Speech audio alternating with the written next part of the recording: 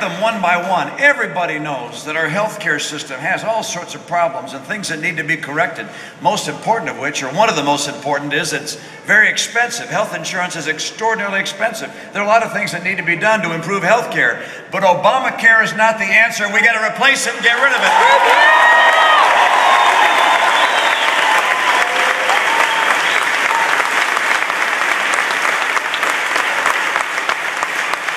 He has other policies that haven't helped create jobs. Obamacare, by the way, I hope you know the numbers on that and the impact it's had on job creation.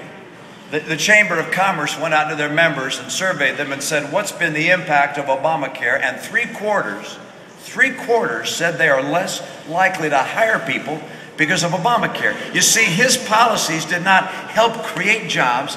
They depressed job creation, and that's why we're still struggling with so many people out of work. And by the way, let me just note, this number, 8.2% unemployment. We've gone 41 months with unemployment above 8%.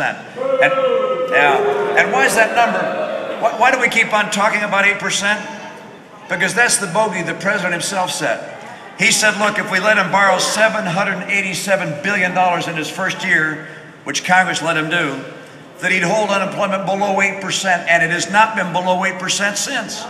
And that's a number, but it represents real people. People facing some real tough times. People out of work and stop looking for work, as I said, but also people who are actually working in jobs. A lot of them facing tough times. A lot of people employed wonder whether they're going to be able to afford retirement. There are a number of folks who, I don't know whether you read the story over the weekend. There was a story in the New York Times which described a couple of women that are working in a daycare center. One of whom is a single mom. She has 3 kids. One full-time job, 3 kids does not make a real comfortable life. She's had tougher and tougher times. Being middle class in America is getting tougher and tougher. And a lot of people in the middle class have fallen into poverty. This president's economy is not working for the American people, even for those that are employed.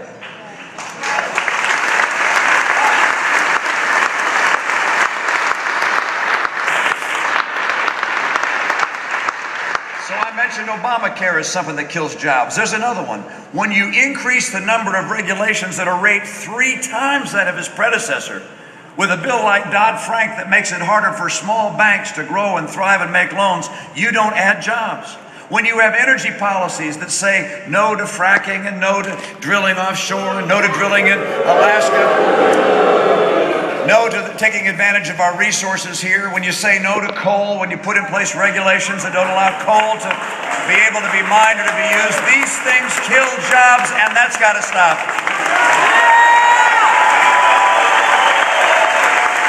Failed. If you want to understand why his policies have failed, why what he has done has not created jobs or rising incomes in America, you can look at what he said.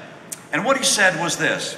He said, and I quote, and he's speaking, by the way, of businesses like this one, small businesses, big businesses, middle-sized businesses, mining businesses, manufacturing, service businesses of all kinds. He said this: if you've got a business, you didn't build that.